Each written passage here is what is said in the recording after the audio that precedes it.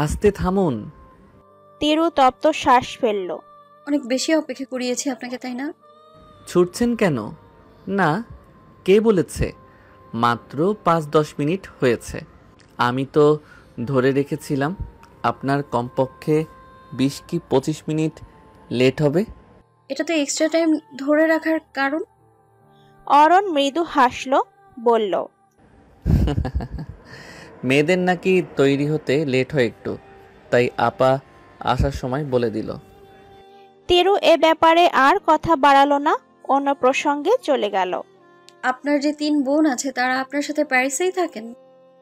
অরণ ভরাট কণ্ঠে জবাব দিল, না, ওরা বাংলাদেশেই থাকে।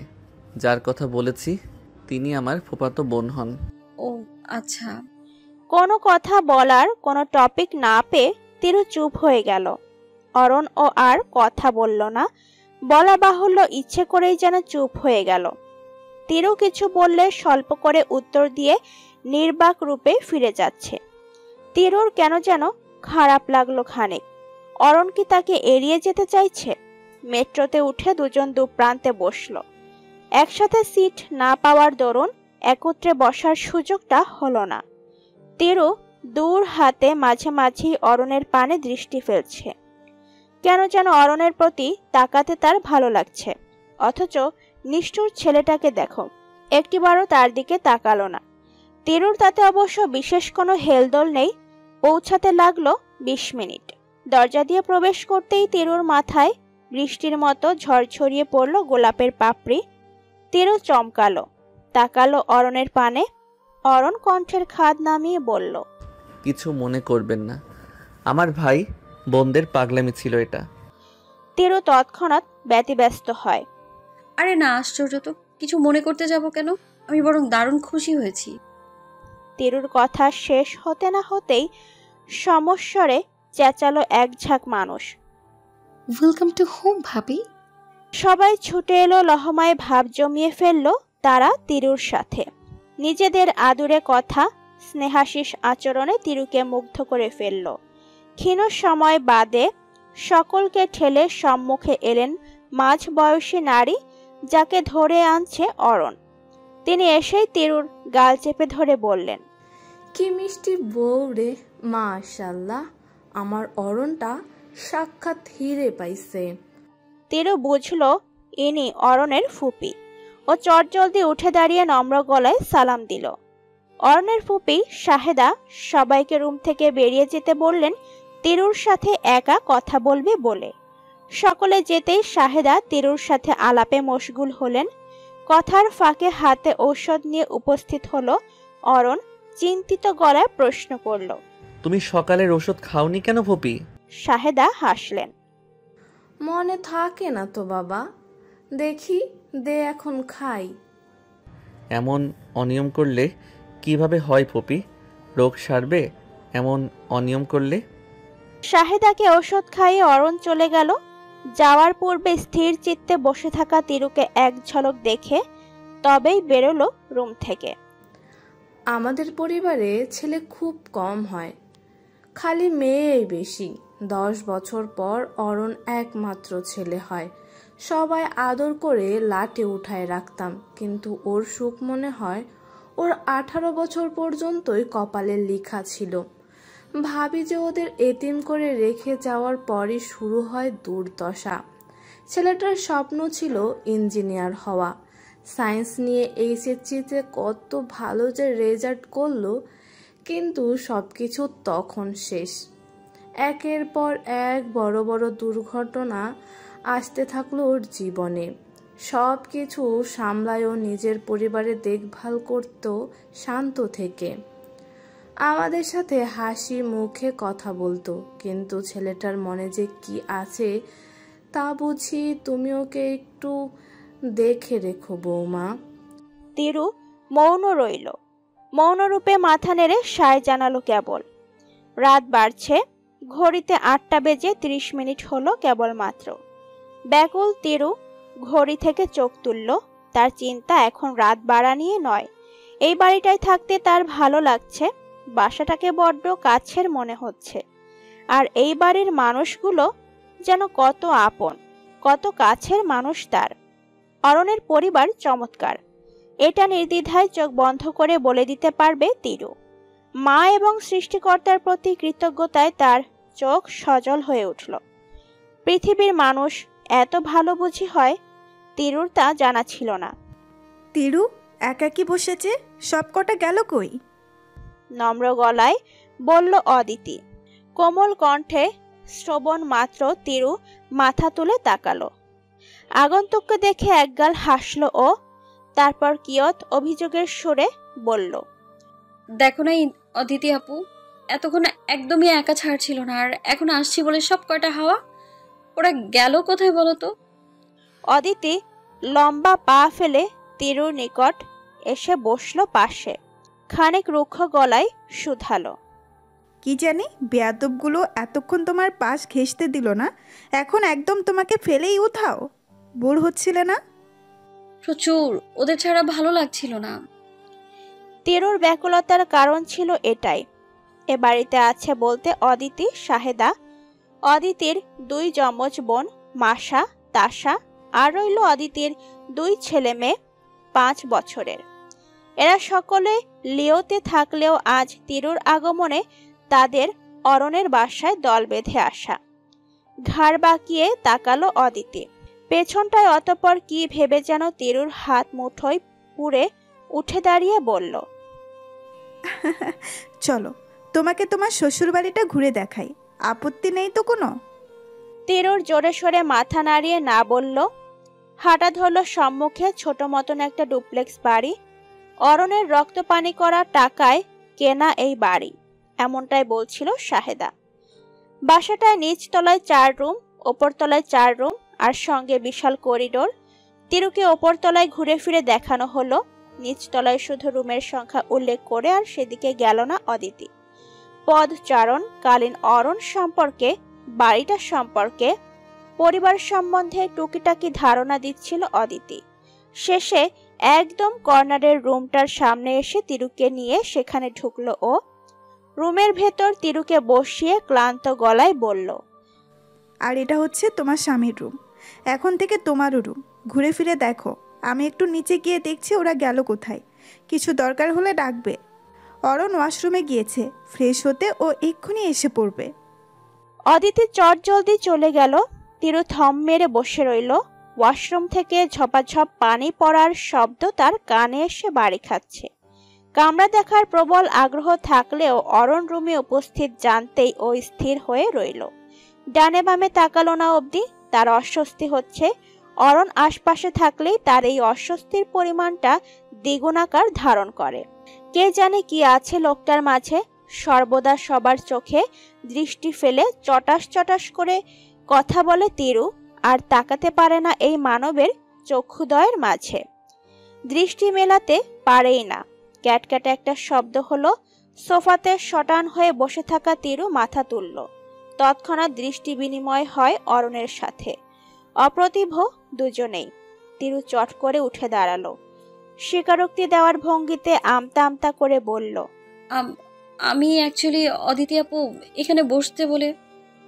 তিরুকে থামালো অরণ। কাঁধ থেকে তোয়ালে হাতে নিয়ে এগিয়ে এলো সন্নিকটে। শীতল গলায় শুধালো, আমি তোমার কাছে জানতে চাইনি তুমি কেন এই রুমে এসেছো। এটা এখন তোমারও রুম, আসতেই পারো তিরু, কোনো বাধা নেই। এমন নার্ভাস হওয়ার কিছু নেই, ওকে? হ্যাঁ। অস্বস্তিতে বুঁদ হয়ে থাকা তিরুকে সেখানে ফেলেই অরণ এগোলো করিডোরে। ভেজা তোয়ালে মেলে দিতে সুযোগ পেয়ে তিরু ছুটে বেরোতে নিতে ধাক্কা খায় অদিতির সাথে। তিরুকে ছুটতে দেখে ছটফটে গলায় অদিতি প্রশ্ন ছুড়ল, কি হয়েছে তিরু, ছুটছো কেন? তিরু নতমস্তকে দাঁড়িয়ে কণ্ঠের খাদ নামিয়েও শুধায়, রুম থেকে বের হচ্ছিলাম আপু, ছুটছি না। অরণ বেরিয়েছে? জি, উনি বেলকনিতে। দুজনের কথার মাঝেই অরণ এলো। অদিতি তীক্ষ্ণ দৃষ্টিতে তাকায় তৎক্ষণাৎ। অরণের মুখশ্রী পরখ করা মাত্রই হতাশা ছেপে এলো মুখায়বে। অদিতি চিন্তিত হয়ে বিড়বিড়ালো, ছেলেটা নিজের মনের ভাব প্রকাশ করতে কবে শিখবে, কবে পেছনে ভুলে সামনে আগাবে? কাউকে একটুখানি ভরসা করবে।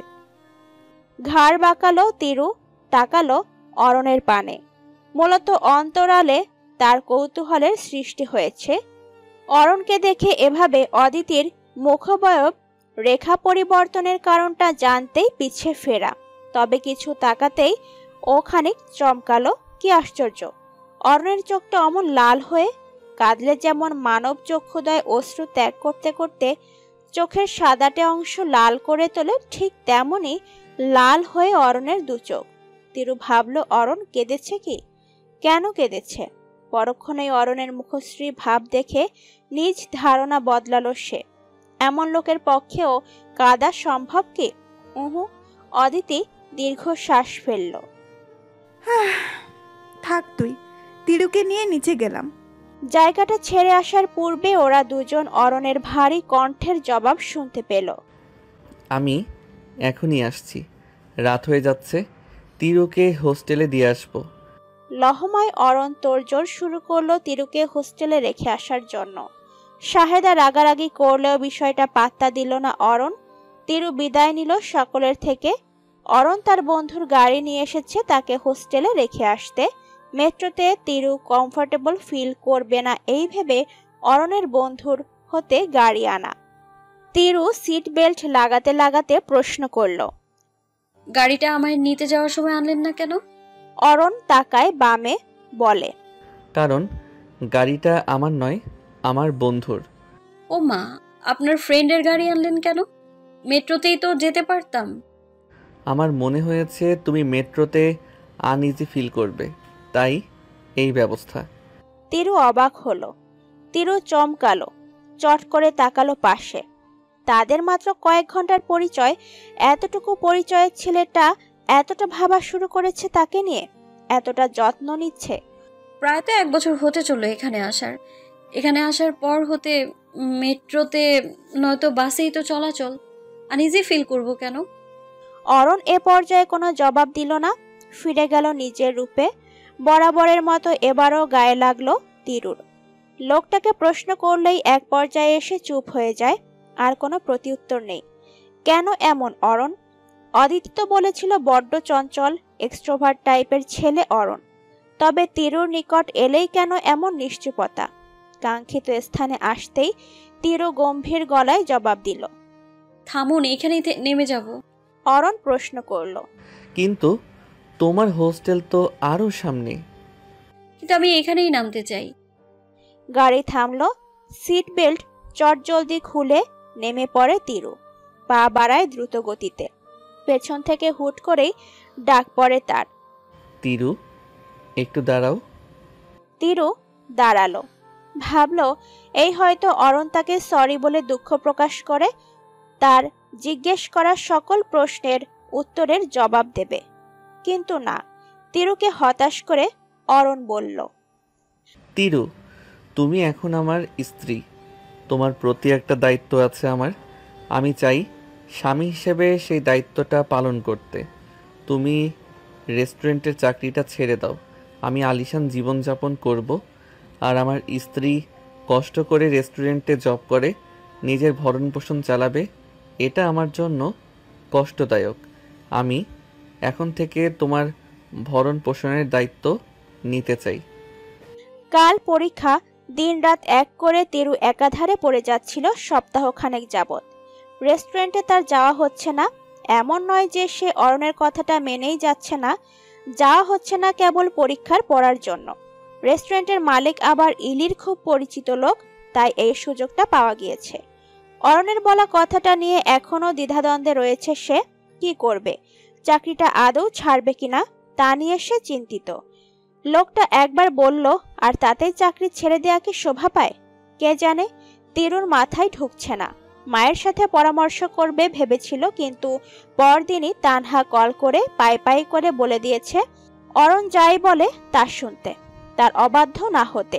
তিরু অবশ্য তার প্রতিউত্তরে কিছু বলেনি, শুনে কল খট করে কেটে দিয়েছে।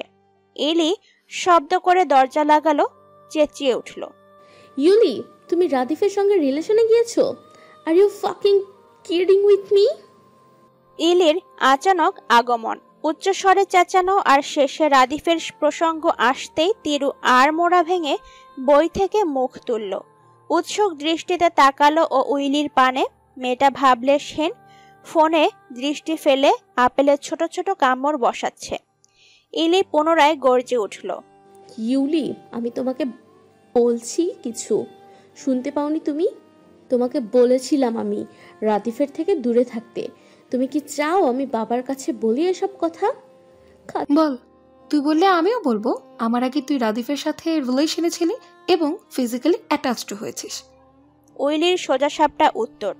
আগ্রহ হারালো তিরু। কানে ইয়ারফোন গুজেও মগ্ন হলো অঙ্ক কষতে। উইলি ইলির বোন, সৎ বোন বলা চলে। ইলি তার বাবার প্রথম পক্ষের স্ত্রীর সন্তান এবং উইলি দ্বিতীয় পক্ষের সন্তান। ওদের মাঝে প্রায়শই ঝগড়া হয়, তর্ক হয়।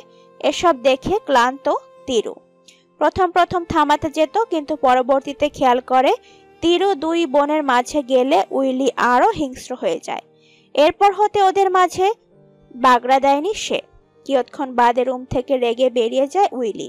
ইলি তার প্রস্থান দেখে আহত নয়নে ব্যথিত হৃদয়ে গুনগুনিয়ে কেঁদে উঠতেই তার ওপর দৃষ্টি পড়ে তিরুর। তপ্ত শ্বাস ফেলে স্থান ছেড়ে সে উঠে এলো। ইলির নিকট এগিয়ে কাঁধে হাত চেপে বলে উঠল,